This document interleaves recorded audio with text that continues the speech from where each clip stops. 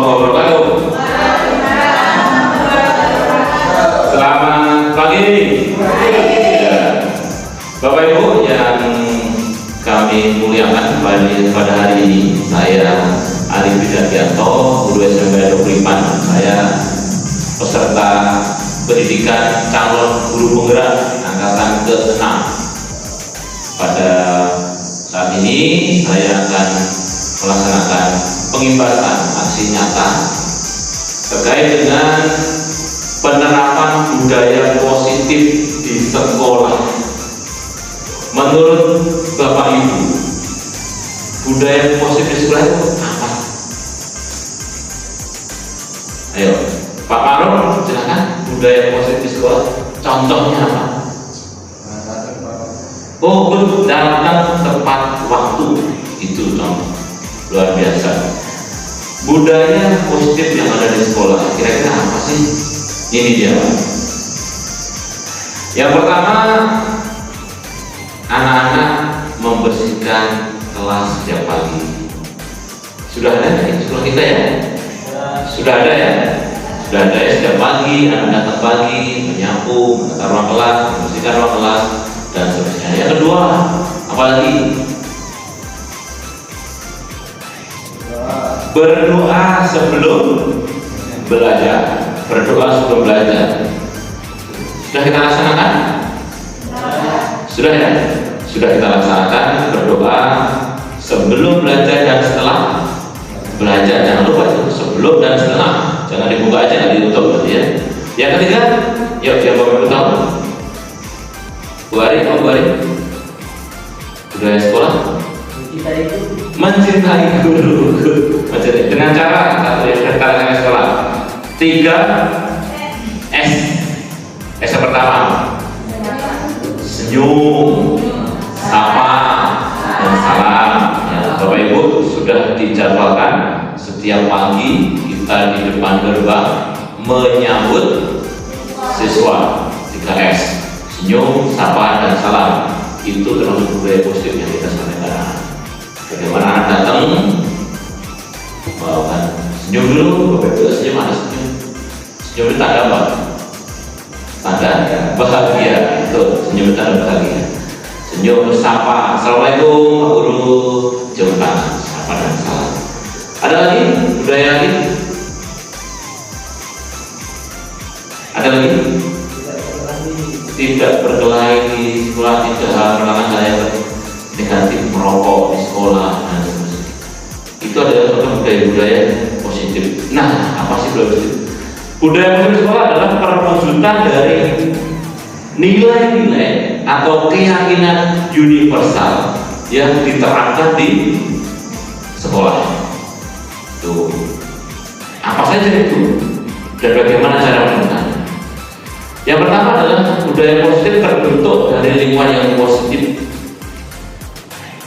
Tugas guru, lingkungan yang positif, kebiasaan baik, karakter baik akan menjadi budaya positif. Itu langkah-langkahnya.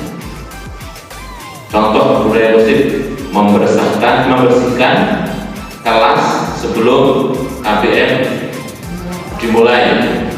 Tugas gurunya apa? Ayo, apa? Mengarahkan, apalagi mencontohkan, memfasilitasi, mendampingi ya, mengarahkan. Ketika seluruh kelas melakukan hal yang sama, yang menjadi tercipta lingkungan yang positif. Itu berlangsung setiap hari, diulang-ulang setiap minggu, setiap semester, setiap tahun. Jadi kebiasaan yang baik dan bentuk karakter baik anak. Jadi anak nggak perlu dikejar-kejar lagi, sudah terbentuk. Itulah yang disebut dengan budaya positif. Apa saja budaya positif? Coba kita lihat. Budaya positif ada disiplin positif dan nilai-nilai budaya universal. Kedua, teori motivasi, hukuman, penghargaan, dan restitusi. Yang ketiga adalah keyakinan kelas. Yang keempat, kebiasaan dasar manusia dan dunia berkualitas. Yang kelima, restitusi 5 posisi kontrol. Dan yang terakhir keenam adalah restitusi segitiga restitusi. Apa itu nanti kita bahas satu persatu. Ada pertanyaan dulu dari sini? Ada pertanyaan? Kita lanjut ya. Oke. Cobalah Bapak Ibu menggenggam dulu. Semua kita menggenggam, tahan, terus dibuka. Apa yang terjadi? Apa yang Bapak rasakan? Menggenggam, tahan, dibuka. Apa? Lega ya? Lega ya? Dari suatu yang kita tahan, kita lepaskan.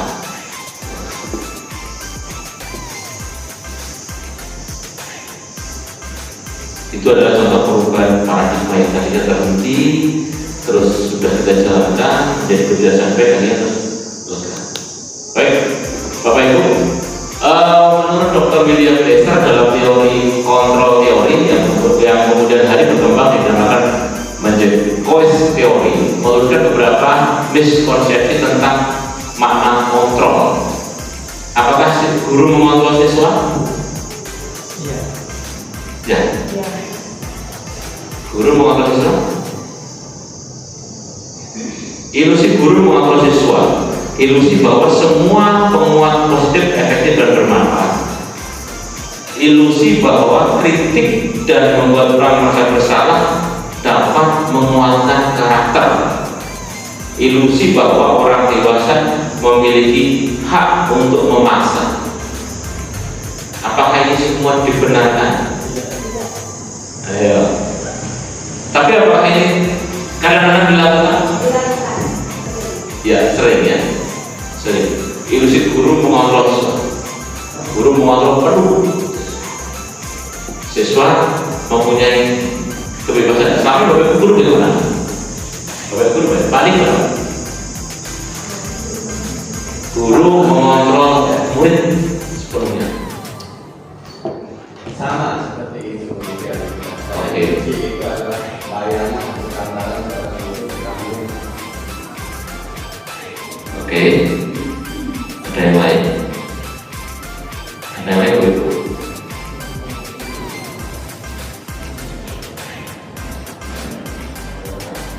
Ilusi bahwa semua penguatan positif, efektif dan bermanfaat. Kita yakin itu seperti itu ya? Bahwa semua penguatan positif, efektif dan bermanfaat. Apakah semua ilusi bahwa kritik dan buat orang merasa bersalah dapat menguatkan karakter? Tidak selalu. Bisa? Ayo. Teori kontrol memang mengatakan begitu. Ini nama teori kontrol. Tapi apakah ini semua apakah ini semua benar dan dapat digunakan di sekolah? Coba kita lihat. Stephen R. Covey ya. Bila kita ingin membuat kemajuan perlahan, sedikit demi sedikit, ubahlah sikap atau perilaku Anda. Namun, bila kita ingin memperbaiki cara-cara utama kita, maka kita perlu mengubah kerangka acuan kita. Ubahlah bagaimana Anda melihat dunia, bagaimana Anda berpikir tentang manusia, dan ubahlah paradigma Anda, skema pemahaman dan penjelasan aspek-aspek tertentu tentang realitas. Coba ini. Stimulus responnya, realitas kebutuhan kita sama. Dari kontrolnya adalah realitas kebutuhan kita ternyata berbeda. Semua orang melihat hal yang sama. Teori kontrolnya apa? Setiap orang melihat gambaran yang berbeda. Kita mencoba mengubah orang agar berpandangan sama dengan kita. Teori kontrolnya adalah kita berusaha memahami pandangan orang lain tentang dunia. Perilaku buruk dilihat sebagai suatu kesalahan, Kalau menurut teori kontrol, semua perilaku memiliki tujuan. Stimulus responnya, orang lain bisa mengontrol saya. Teori kontrol mengatakan bahwa hanya Anda yang bisa mengontrol diri Anda sendiri. Saya bisa mengontrol orang lain, Anda tidak bisa mengontrol orang lain. Ternyata teori kontrol itu. Pemaksaan ada pada saat wujudan data. Teori kontrolnya kolaborasi dan konsensus menciptakan pilihan-pilihan baru. Stimulus respon mengatakan model berpikir menang atau kalah. Ternyata dari kontrol, model berpikir menang atau win-win solution. Jadi gak ada yang salah, gak ada yang kalah, semuanya menjadi pemenang. Itu menurut dari kontrol. Dalam menciptakan lingkungan positif, salah satu strategi yang perlu ditinjau adalah efektivitas penerapan disiplin di sekolah. Apakah sudah dilaksanakan di sekolah? Di kelas pertama, Bapak Ibu, bagaimana kalau anak yang terlambat? Bapak Ibu menangani anak yang terlambat? Dihukum. Contoh hukumannya seperti apa? Bersih-bersih. Terus? Bersih-bersih, musafah, pembinaan, dipukul, tendang, dimaki-maki, dibuat yang merasa bersalah gitu. Oh ya, saya bersalah.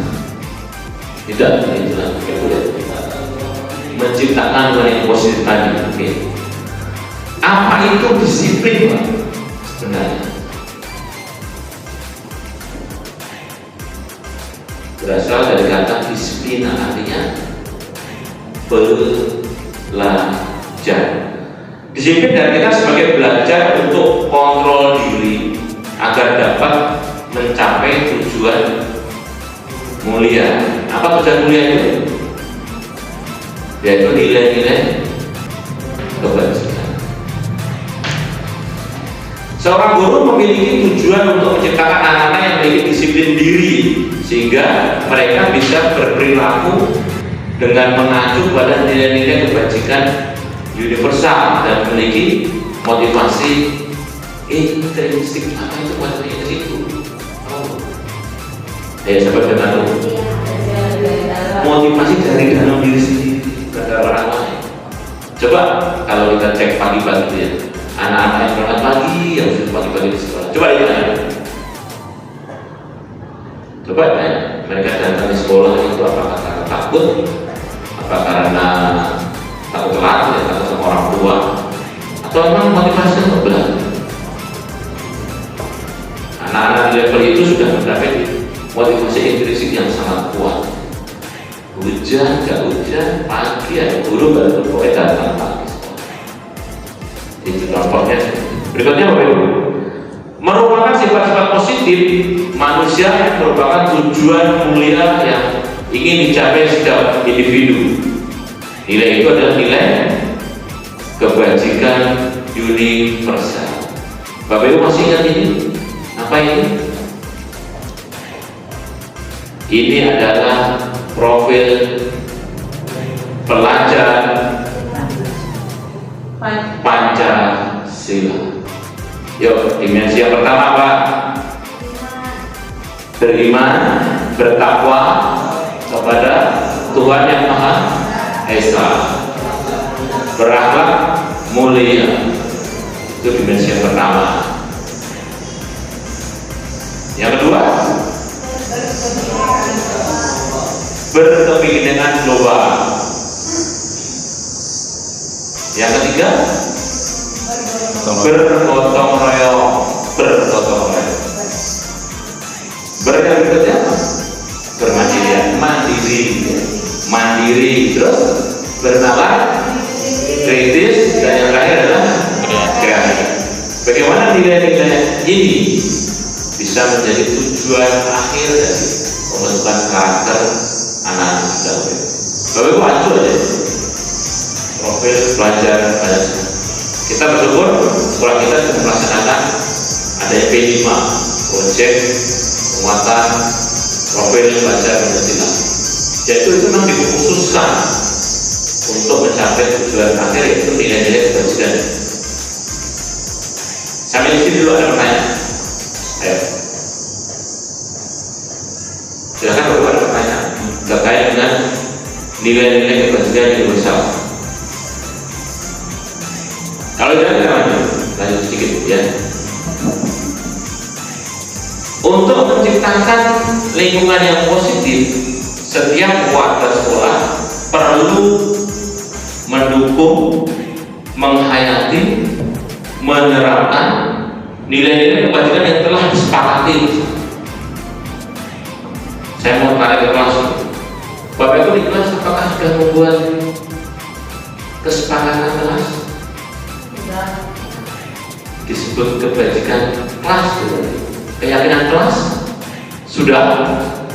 Bagaimana cara melaksanakan? Cara membuat? Ya, ada komen ini. Siapa yang beri komen? Ya, Bu Ari, oke, itu. Ayo. Contohnya, saya yang Indonesia, nanti kalau kita sedang mengajar itu dilihat dari buku catatan dan buku tugasnya. Kita buat kesepakatan bahwa tidak boleh dicampur. Ya, anak-anak juga mau melakukannya. Supaya kan nanti di saat buku tugasnya dikumpulkan, jadi tidak campur dengan catatannya. Oh, contoh buku yang bisa. Oke, yang lain? Yang lain? Oh, Ibu, terus untuk tidak terlambat masuk kelas. Kesepakatan tidak terlambat masuk kelas. Oke. Oke, saat Indonesia. Ada lagi yang lain? Ayo, yang lain? Yang lain? Buang sampah pada tempatnya. Apa lagi? Ada lagi yang lain? Oke, tidak ada. Oke, Bapak Ibu, saat ini saya ingin ajak Bapak Ibu membuat keyakinan kelas kecil kita ini. Kita akan buat sebuah keyakinan kelas. Bapak Ibu nanti tuliskan hal-hal baik yang Bapak Ibu yakini untuk di kelas kita ini. Nah, kita buat kita buat simulasi kelas. Bapak Ibu sebagai murid, kita buat simulasi tentang bagaimana cara menentukan keyakinan. Sebenarnya begini cara membuat. Kita sampaikan kepada siswa apa itu keyakinan kelas. Keyakinan adalah kesepakatan hal-hal baik yang diyakini. Yang diyakini itu akan bisa kita laksanakan di sekolah, dan itu menjadi budaya positif di kelas kita. Contoh tadi satu, tidak datang tidak terlambat, apalagi tidak mencontek, terus membuang sampah pada tempatnya, apalagi tidak pegang HP, tidak ada pembelajaran, apalagi melaksanakan jadwal bersiap, apalagi menghormati teman lain yang berpendapat, tidak mengganggu kebebasan belajar. Itu semua dicatat, dan itu ada usulan dari semua anak diberi kesempatan untuk itu. Nah, sekali lagi akan kita tempel, kita akan tulis menjadi sebuah keyakinan kelas. Setelah ada keyakinan kesepakatan begitu, ada yang namanya apa? Konsekuensi. Sehingga kalau anak sudah tahu apa itu keyakinan kelas, kesepakatan yang sudah kita sepakati bersama, anak akan berpikir untuk melanggar. Sehingga diharapkan nanti akan muncul budaya positif di kelas. Ada pertanyaan terkait dengan ini? Kita berbagi saja yang sudah Bapak Ibu lakukan tadi luar biasa. Saya sangat mengapresiasi, sehingga nanti menjadi contoh untuk Bapak Ibu guru yang lain. Contohnya, pasnya membuat keyakinan kelas itu di kapan? Sebelum mulai, apakah setiap hari membuat keyakinan kelas atau di awal semester? Di awal semester kita mulai kita coba buat, nah sehingga sepanjang di kelas begitu saja, sehingga anak bisa baca secara. Atau tidak begini, setelah didata semua, dicatat Bapak Ibu rekam dalam bentuk poster gitu ya, keyakinan kelas mapel bahasa Indonesia 1, 2, 3, 4, 5, 6 gitu, menjadikan profil pic di grup WA kelas. Bisa baca terusnya, oh iya kita harus sepakat pelan-pelan, oh iya kita harus sepakat tidak ada yang nyontek, oh iya kita sepakat tidak ada yang makan saat belajar, tidak ada yang buang sampah sembarangan, tidak ada yang main HP saja. Itu semua disepakati. Dan kalau munculnya dari tadi apa tadi Ibu Nana tadi motivasi intrinsik tadi, maka semuanya akan berjalan, budaya positif akan terwujud. Begitu Bapak Ibu yang bisa kami sampaikan, kita sharingkan pada hari ini terkait dengan budaya positif. Saya Arifin Dardianto, terima kasih atas waktunya dapat berbagi dengan Bapak Ibu. Salam dari saat kami, semoga bermanfaat apa yang kami sampaikan ini sedikit ini. Mohon maaf kalau ada salah kata. Terima kasih. Assalamualaikum warahmatullahi wabarakatuh. Bapak Ibu Pak itu. Baik Bapak Ibu, saya siapin hadiah. Harga hadiah di coklat kok. Harganya 24.000 kayaknya. Untuk satu orang. Ini lawan ini, lawan itu, lawan ini, seperti ini. Berpasang tangan dulu deh Bapak Ibu. Duduk atau berdiri? Duduk atau berdiri? Oke, kita jelasin dulu. Bapak Ibu, nanti Bapak Ibu ini ada materi ya. 1, 2, 3, 4, 5 ya. 1, 2, 3, 4, 5. Bapak Ibu nanti sweet, tapi kita kalikan. Siapa yang menjawab hasilnya lebih dulu dia pemenang. Bisa. Ambil contoh. Wih, makan. Wih, 1, 2, 3. 2. Dari saya yang menang. 2. Wih, makan lagi. 1, 2, 3. 6. 1, 2, 3. 4. Gitu ya. Gitu ya. Nanti yang menang kita lawan yang menang, yang menang kita lawan yang menang kita lawan sampai terakhir nanti ada satu juaranya. Setuju? Setuju ya? Oke, silakan dari lawannya masing-masing.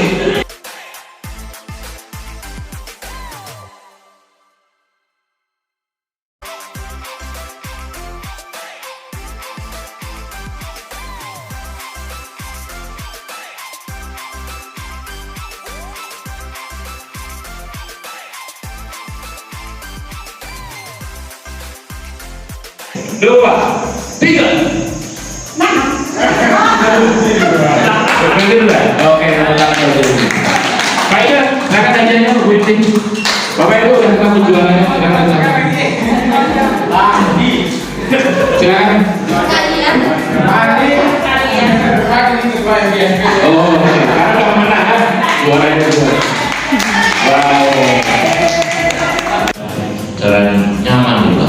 Yang pertama kata kuncinya adalah anak harus bahagia. Yang sama-sama berdasarkan kita semua. Bapak ya? Setuju Bapak Ibu? Baik. Bapak Ibu sebelum lebih dalam, saya minta tolong Pak Andi. Pak Andi untuk mengingatkan kita semua. Presentasi pelaksanaan P5. Sekarang sebelum lebih jauh nih.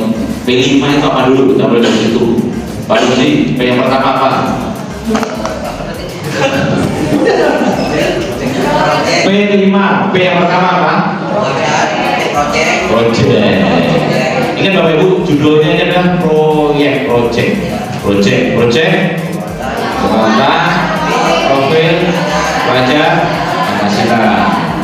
Profil pelajar Pancasila ada berapa tadi? Ada berapa? Nah, itu apa saja tadi? Bernya berapa itu? Beriman, takwa. Jadi nomor 1 itu beriman bertakwa. Nomor 2 berkebinekaan. Yang ketiga bergotong royong. 4 mandiri. Bernalar kritis. Ambil contoh ini, nanti siapa sih? Pokoknya ini ada tumpukan sampah, akan muncul berbagai pertanyaan. Mau kita apain sampah ini? Mau kita apakan sampah ini? Terus nanti kemana lagi? Terus bagaimana? Ada banyak pertanyaan. Tugasnya Bapak itu nanti memfasilitasi anak di situ. Kita tugasnya guru besok memfasilitasi anak terus. Yang ketiga tadi apa tadi? Yang tadi apa tadi? Yang tadi apa? Kreatif. Tuh, poinnya itu Pak. Tujuan kita nanti ke situ larinya, yang utamanya.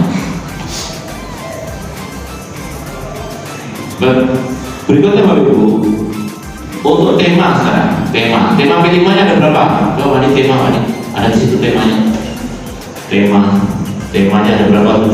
Satu, terus Pak nih. Kita nggak bisa di sini terus saja, tadi pelan-pelan. Prinsip pengembangan, ini prinsip dulu deh. Nah, prinsipnya dulu Bapak Ibu, ini penting. Prinsip pengembangan proyek penguatan profil pelajar Pancasila dan budaya kerjanya udah dihapus. Kita nggak pakai budaya kerja, kita sampai 5 saja. Satu adalah berpusat kepada siswa. Ya. Pembelajaran harus memenuhi potensi, kebutuhan perkembangan dan tahapan belajar serta kepentingan peserta didik. Profil pelajar Pancasila selalu menjadi rujukan pada semua tahapan dan penyusunan kurikulum sekolah. Jadi nomor satu adalah berpusat pada siswa. Yang kedua adalah holistik. Apa holistik itu?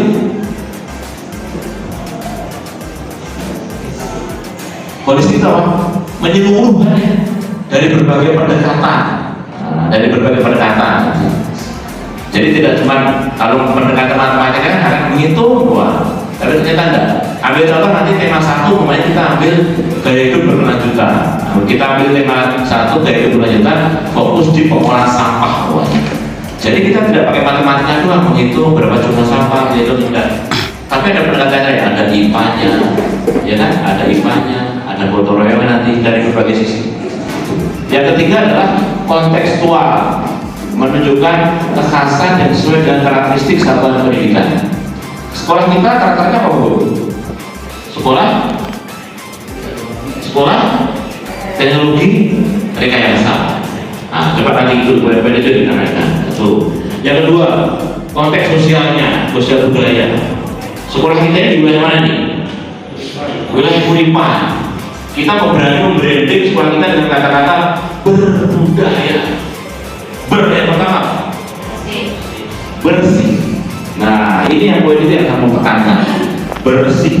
Yuk, gaya hidup berkelanjutan. Kita mulai dari yang pertama. Bersih. Bapak Ibu sudah tahu salam itu? Sudah tahu? Satu ya umpang ya. 1 2 3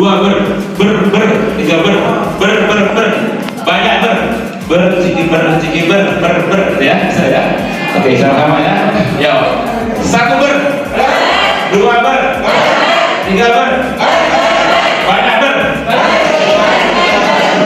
iya. Yang pertama adalah bersih Bapak Ibu. Cikiber ya.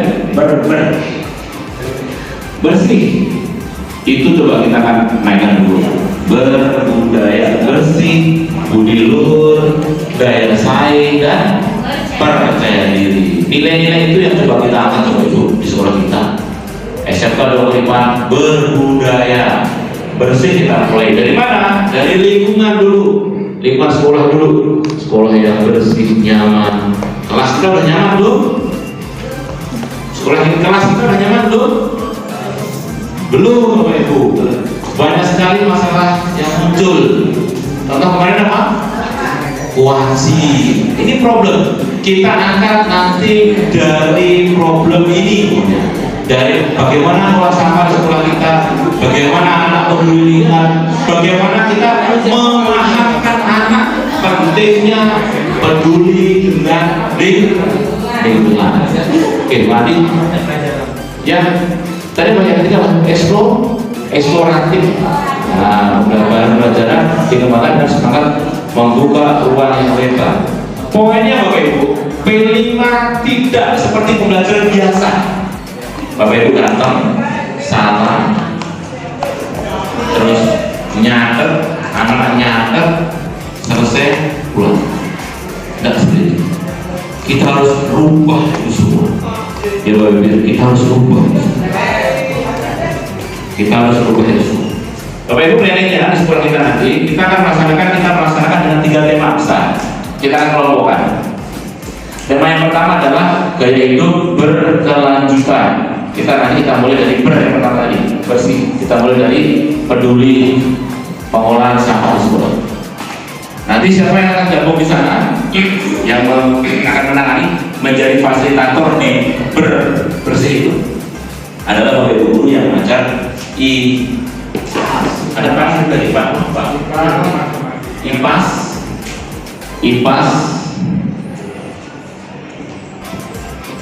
ini matematika, IPAS, matematika dan informatika. Itu nanti akan bertanggung jawab tema 1. Tema 1. Yang kedua adalah kita ambil tema bangunlah jiwanya, bangunlah raganya. Ini nanti akan didampingi oleh Bapak Ibu guru PKN, agama dan